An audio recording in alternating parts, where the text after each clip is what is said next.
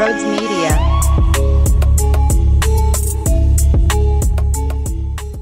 Yo, what is going on, everybody? Welcome on in to Sports Talk with Broads. As we always do on a Monday night, this is the day after pod where we have a full night to sleep on it. We have an entire day to process it, and then we go back and look at everything that transpired, and we see if there's any different thoughts from when the clock hit zero to where we are now. And I feel pretty similar. I do. But this is where I want to start. Before we talk about any sort of fourth down decision, before we talk about Jalen Hurts and maybe where he is throwing the football, before we talk about anything schematically, let's go base level. Let's go surface level. Here's the surface level. The Eagles just went through hell this past week. Why? Well, because of their own dumb actions. But that's not the point. The last 7 days were as gruesome as it possibly can get when in regards to who is the leader of the team. What is happening with the culture in Philadelphia? Why is the head coach acting like a clown? In what world is the offense underachieving? Why is Nick Sirianni still there? And it was out of the norm because it was less about football and more about crazy antics that you just don't see professional head coaches do. So I am sure the last 7 days were painful. They made you angry. Hearing things probably pissed a ton of people off. Right or wrong, I'm strictly talking about what their emotions were like. It wasn't easy. And when that's the case, there's two ways the next game can go. Either it all continues and they unravel and it gets uglier and it gets worse, or there's a stunner. They flip the switch. They play up to their standard. They dominate a team. They kick ass. And we got the latter.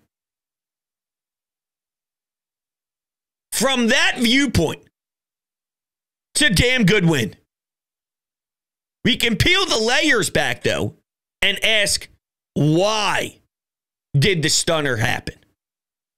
And it's not a stunner that they beat the Giants, but the spread was 3 points. They win by 25, and your defense in 2 consecutive games waxes, and I mean waxes, their opponent's ass on the scoreboard.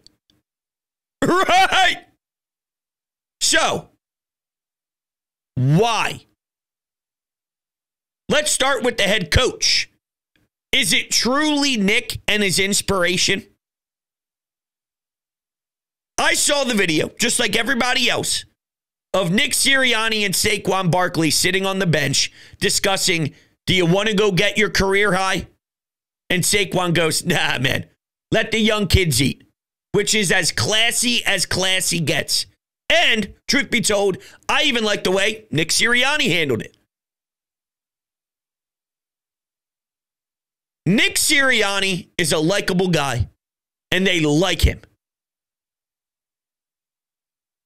I always feel what helps Nick Sirianni is the fact that he's genuine.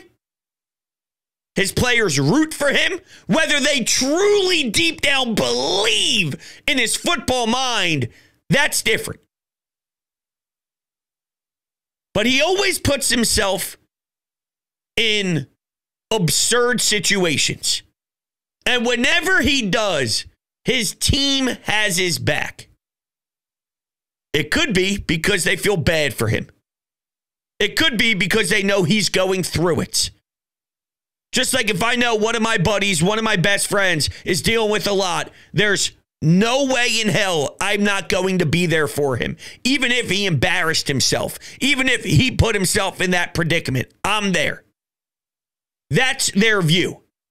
It's a it's an awkward way to get there. Just meaning the team fighting and rallying for their coach. It doesn't have to be because you throw around a plant speech or, you just aren't ready for the moment to stand in front of media your first day as a pro head coach, or you bark at fans. Whatever it is, the team responds. There's something to that.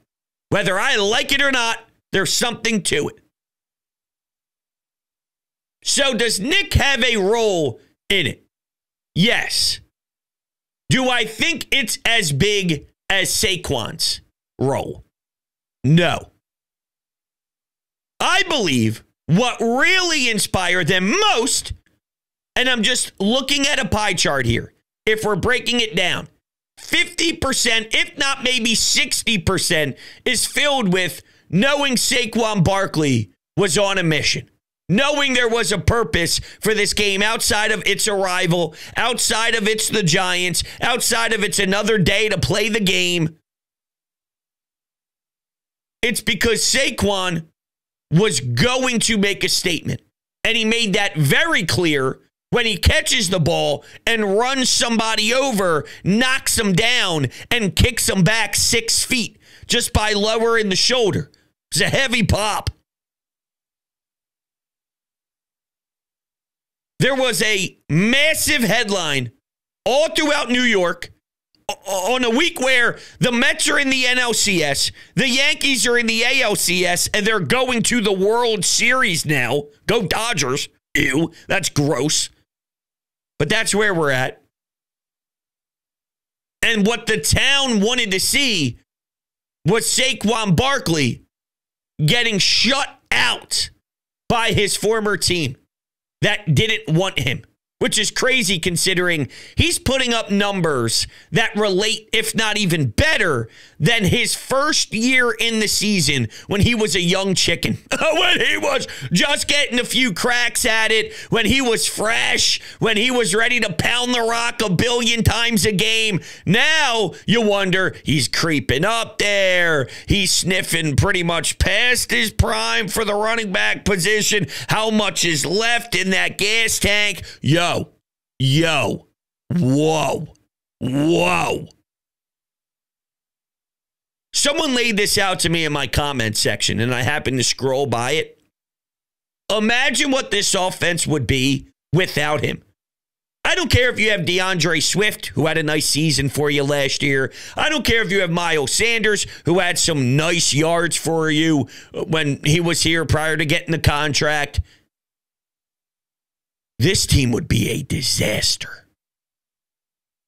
A disaster. He has saved your ass.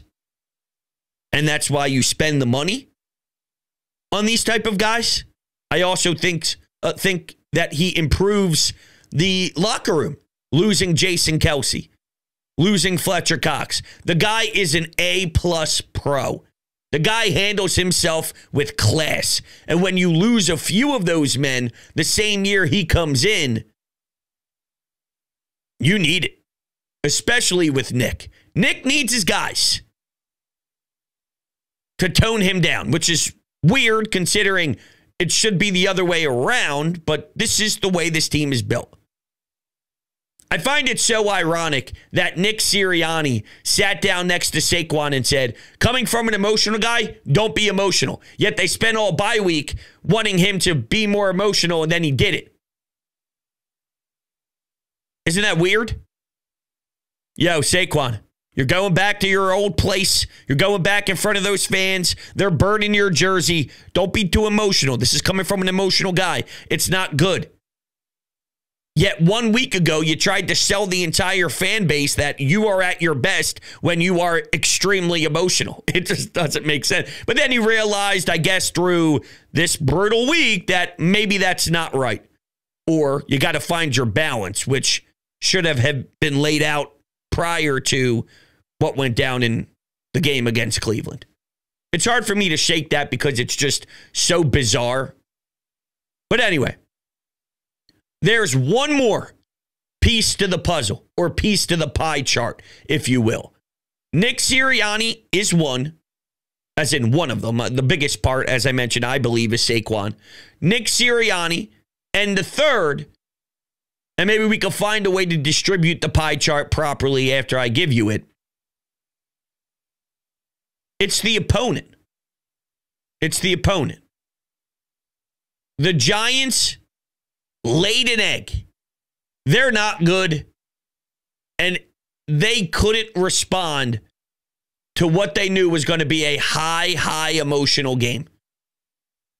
And they folded, they crumbled from top to bottom. Brian Daboll, hell, it starts up top, right? We all saw the Hard Knocks. It starts there. And it just falls and collapses underneath of everybody else with the pecking order. But they had no balls, they had no toughness, and they got annihilated in a game that, quite frankly, probably should have been two teams that were rough, and one just had to find a way to win at the end. That's what they've both been all year long. So for the Eagles to have that type of swag in this game, either the Giants had a rude awakening, or they just laid an egg at the worst time, and this was one of their stinkers of the year, or the Eagles have this in their bag and they're going to continue to flourish it, or they just had the response they needed to all the noise about Saquon Barkley. And it's easy to rally behind such a great dude who knows he can tear up his opponent, who knows he's going to have almost 200 yards and probably a couple touchdowns if it wasn't for the damn tush push, which would have made a ton of people in this area happy because the player props were out the wazoo in the South Philly area. I went with over 79.5 yards and 1 touchdown is what I needed. So my parlay hit, and it was beautiful. But I know a ton of people went for the 2 tutties, and he probably should have had 2, if not 3. That's just the way she goes sometimes. So why did I waste time running through some obvious things, you think? I believe what I really wanted to get to with all of it is Nick Sirianni had his team rally. It happened. That's what we needed. It is. It's what we needed. Whether you like how we got here or not, whether you trust the quarterback, whether you have concerns about the passing game, whether you wonder if the defensive line is only winning and getting home because of the current state of the Giants line, I don't know where you fall on it on, where you fall on all of it at. And I'm in this combination of both. Maybe it's 33, 33, 33. What if we broke it up that way and it was distributed cleanly throughout Sirianni, Barkley, and the opponent's lack of skill? Would you say that that is fair? Would you say that that's unfair? Because something that I heard all throughout today was, if you are going to annihilate the head coach for not having the team prepared to play in other games, when they are ready to throw haymakers and they connect and they get a win where it was sensational, doesn't he deserve praise for the CEO and the preparation? Yes. Yes. And this is me giving him that. I think he does.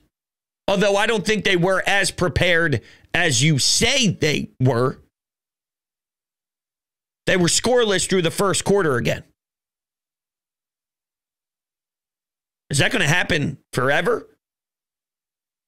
And spare me that the Kansas City Chiefs are also playing ugly. I heard that. Yeah. I got DMs about it. Bro, you're overthinking this. They're 4-2. The Chiefs aren't playing well. I don't ever want you to compare Pat Mahomes and Andy Reid to anybody else, or what they have defensively with Spags that sometimes gets thrown under the radar a little bit. By the way, are these lights hitting me heavy or something? I don't know. I keep seeing the screen do a weird little thing once in a while with these lights. So I'm working with new ring lights. Maybe I have to figure out exactly which ways they should be bouncing off the walls or reflecting off my face or something. But maybe I'm just losing my mind. I'm not sure. The Pat Mahomes Kansas City Chiefs teams, they are essentially in the same exact mix as Tom Brady in New England. You can't duplicate that. You just can't. You can't duplicate this Chiefs team. You just can't. And here's what I'll say to that about maybe the Chiefs winning ugly. And the thing is, first off, they know how to win late. They know how to win late in games and late in the season. They're a different breed. I'm sorry. Hate to break it to you. Number two, I don't know how good the league is. I saw a little thing on TikTok as I was scrolling, and it was somewhat tongue-in-cheek, and it was pardon my take of Barstool, and it was Big Cat, and they were kind of rolling through the league, and it was a game where you say a team, and you say if they suck or they don't suck. And you just spitball through these teams. Sucks, sucks, sucks, sucks. And I'm laughing, but it's so true. Sucks, sucks. It's just a lot of teams that aren't good. So if the Eagles happen to beat a lot of teams that aren't good, are the Eagles good? Are they better than league average? Are they in the same category as these not so great teams? And by the end, you'll see a lot of 7-win, 6-win, 8-win type of teams, and they're all just kind of beating up on one another. Because if the league's not good and you happen to win regular season games, so your record indicates a different story than reality, do you believe that they're better than what they are? I don't know. And this is somewhat of a cop-out, but another thing to consider is we don't know exactly what this win means until we see the following game against Cincinnati. And if you lose to Cincinnati bad and you get roughed up, maybe you're sniffing yourself, maybe you expect to play with pride automatically without actually, mentally preparing or without starting off hot, and you get down early. Now you got to play from behind on the road against Joe Burrow, even though they're not lighting the world on fire either. The next game tells me about this one. Because is this just random? Is this just a week that happens to be good for you? Or are there real reasons to believe that they have found something? On paper, they have so much talent. Individually speaking, AJ, Saquon, Devontae's getting one target out there. The passing game's not right. It's not right. I don't know what to tell you. It's not right. But you can scrap away wins just because your individual talent is great. But aren't we trying to figure out if we have a great team or not? Or do we have individual players that can just pull games out of your ass for you that's ugly? I don't know. That doesn't sit right with me. I'm trying to build a Super Bowl contender based off of the actions Howie Roseman made. If this was a year where the expectations weren't to be one of the best teams in the NFC, to win an NFC East, there are times where you're going through the learning curve and you're trying to figure out what you have. And, that's not what I'm informed this is. So I have to hold them to a standard of this is about the trophy. This is about winning. This is about, does it pass the eye test that this team can hang with the best teams in big moments, late, as you start seeing real postseason runs? Or are they this weird, awkward regular season team that doesn't pass the smell test? And I lean that. But to sort of summarize the original point here of it could go one of two ways, this is the most optimism I've had since the season began outside of week 1. I saw something that I didn't know that they were even capable of doing. I thought there were only two ways a week would go here in town. It would be an unsatisfactory win or a loss. I didn't know we would ever get a satisfying win. Just didn't think it was part of them. Didn't think they had it in them. So now that I did see and I did witness it, I know it's capable. But is it capable because Nick is that smart and that much of a genius that everybody's bought in? Is it because Saquon and the matchup against the New York Giants, it's an easy motivation factor? It's not one that's hard to get up for. It's sort of just by default. You're aware. You get it. This guy got disrespected. He's so well liked. He's a pro's pro. He's fantastic as a teammate. Hell, he's trying to get other guys tutties when he can have a career year against his former team on the road in their barn. Come on, man. So knowing you want to go to war for that guy and have him win the battle, it's somewhat easy to take the field with that inspiration. I'm walking through options. I'm not telling you one is definite and the other ones are trash. I'm saying it's probably a combination of all of it. Same with the whole passing game thing. It's Jalen's fault. No, it's Nick's fault. No, it's Kellen's fault. It's a combination of all of it. Maybe Jalen's harder to work with than we ever thought as a son of a coach, and he's so willing to learn and this and that. And I don't know if he takes coaching as well as maybe we once thought. Is Nick involved? I don't think he is as much as others do when things go sour. What's Kellen Moore doing under center, not under center? We saw more under center in this game. I don't think it's just because now all of a sudden you have more of Kellen Moore. Like, I don't think that's what it is. I don't think this week all of a sudden you have more Kellen Moore, so you have more under center. So I don't know why. It's a combination of Kellen, Jalen, and Nick Sirianni as a trio. So the Eagles ran 13 plays under center against the Giants, which is almost double that of any other game in 24. They ran the ball 12 times at 6 yards per carry, essentially, when they did that. Nick Sirianni didn't disclose why that worked well in this game plan, but the total showed it was working. I mean, it's clear they're utilizing Jalen differently, and sure, this matchup somewhat played your hand for you, and you saw the success that you were having, and you stick to the run because you can run on the New York Giants. But I also find this very strange. Now, it's less about the actual numbers, and it's more about just the idea of what I'm saying, because I heard the stat about 5 or 6 days ago, and I don't remember the numbers to a T, but it's not really about the numbers, it's just about the separation. So hear me out. It was something along the lines of Jalen Hurts throws the ball over the middle of the field around 5-6% or so. The next closest is around 15-16%.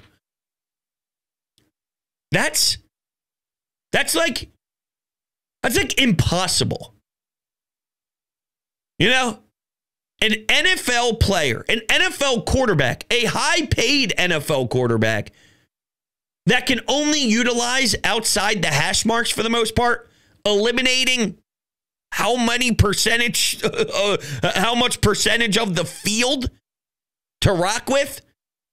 No wonder why the offense isn't smooth. And is it because he can't do it? Is it because the coaches don't trust him to do it? I don't know. Is it because the coaches are incompetent and they're not allowing him to do it when he can? I don't know. But that is such an alarming number that there has to be something to it. It's not just random. That is a gross separation between Jalen and the next guy. And that is as ugly of a number as you can imagine. So why? That's sort of what I'm trying to get to today. Today is a big show of why. Why was the outcome in New York? Why are some of the numbers with Jalen what they are? Why is he missing wide open throws? Because that's not good either. And you can't run away from that just because of no turnovers. The no turnovers thing is a big deal, and that has definitely been cleaned up for the last 2 weeks. Is it cleaned up because you're handing the ball off a bunch to Saquon Barkley against the Giants and the Browns aren't very good? I don't know. But there's not a lot of good teams in this league.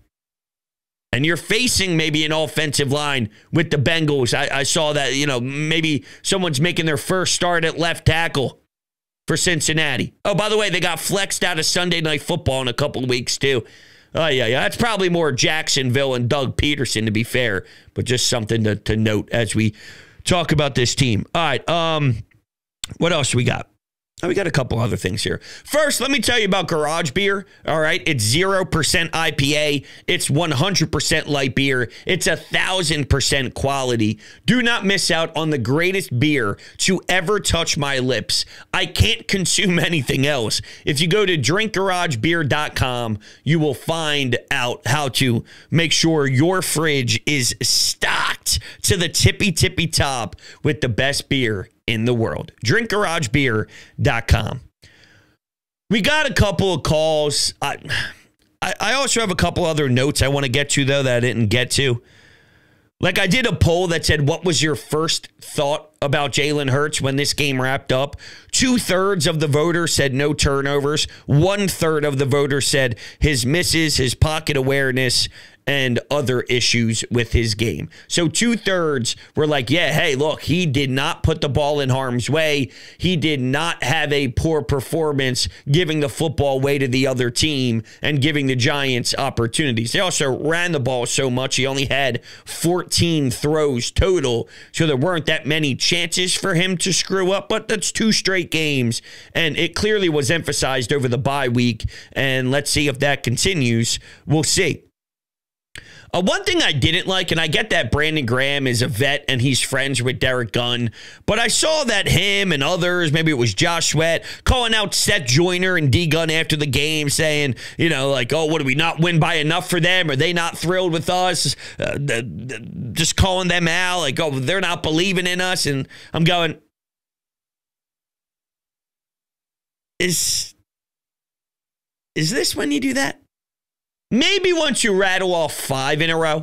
Maybe when you rattle off 6 in a row. When you beat Cleveland and New York. This is where I think they get themselves in trouble. Nick thinks he's the greatest coach in the world after beating Cleveland. And it becomes a laughing stock league-wide. Now, BG, nowhere close to as egregious. But do you see how much better it is when it's less of that? I wanted to see the demeanor of Nick post-game. You know what it looked like? A very settled-in coach. A stable coach. Whether he had to force himself to be like that or not, which he probably did, once again, irrelevant. But think about how less messy it is. Fair, unfair. No one's talking about the BG style. I just happened to catch that, so I'm the only idiot doing it. And like I said, it wasn't that egregious. People know his relationship, I'm sure, with Seth, but definitely Brandon Graham, with Gunner. But see how less chaotic it is when you just do it the right way? It's a lot easier, isn't it? All right, let's sneak in a phone call. Bro, Dave from Cheltenham calling. Look, I mean, it's kind of one of those things where we're going to end up beating, this is still in the middle of the fourth quarter, but both teams have the backup quarterbacks in, so it's kind of over. We're going to end up beating the not very good Giants, the already injured, not very good Giants, and it's kind of one of those things where they did something, it's just not necessarily enough to impress me. It's kind of how the narrative would have been had we had a more convincing win against the Browns last week, where they're a bad team and we should beat them. Yes, our defense got home a little more, and that was wonderful. Our offense looks pretty decent, also wonderful, but they're the Giants. Like, it shouldn't be particularly difficult. So, I don't know. I'm not really taking a whole lot of positives away from this. We'll see. I guess we'll see how it goes going forward. I don't know. And look, I can't really criticize anybody for feeling that way. All the feelings that have happened prior to the game against the Giants, they were all justified. Like, that's why I don't understand. Forget players for a second. Even fans, right? Because there were some fans that say, just look at the result. They're winning. Nick Sirianni's not that bad, and they're going to figure it out and this and that. And they go like, say, there was no reason. Oh, there was a reason. Maybe they do turn it around. But it's too quick, I think, to make that judgment that if you were concerned, if you had questions, if you wondered about the offense, if you weren't satisfied with the pass game, if you were worried about the defense, if you're worried about the pass rush, that you're stupid. Like, not even close. Like, did you watch the games? Like, it was 6 weeks, and they can't score in the first quarter of games. Like, that's still a problem with this much talent. That's almost impossible. Their quarterback can't use the middle of the field. That's crazy. Like, that's crazy. So I just don't get the boasting. I don't get that. All feelings were justified. Whether they prove people wrong or not, and it's not really proving people wrong, because this is how I view it. And I'll save some of the other calls for later on in the week because I rambled very long myself. The reason why we're upset is because we see more in them. They shouldn't be playing as badly as they were in wins. They are a better football team than what we got. Forget 4-2. When I watched the team play, and I hated them because they sucked for 95% of these games, it's not because I thought they sucked. It's because I knew they were good and they were sucking, and I have higher expectations for them. So, with that, if they were to turn it around, if they are to go on a run, if they can figure it out with Cooper DeJean finally healthy and maybe Nolan Smith is more comfortable and Vic Fangio and his knowledge is helping out Nakobe Dean, who's now healthy and able to play, or whatever it is. I saw another level in them, and I wasn't getting it. They have it in them. That's why I'm angry. That's why we're all pissed. Damn, I got the hiccups out the ass. Maybe that's the time to end it. All right. Anyway, those are my thoughts. Appreciate it. Love you guys to death. Catch you on the next one.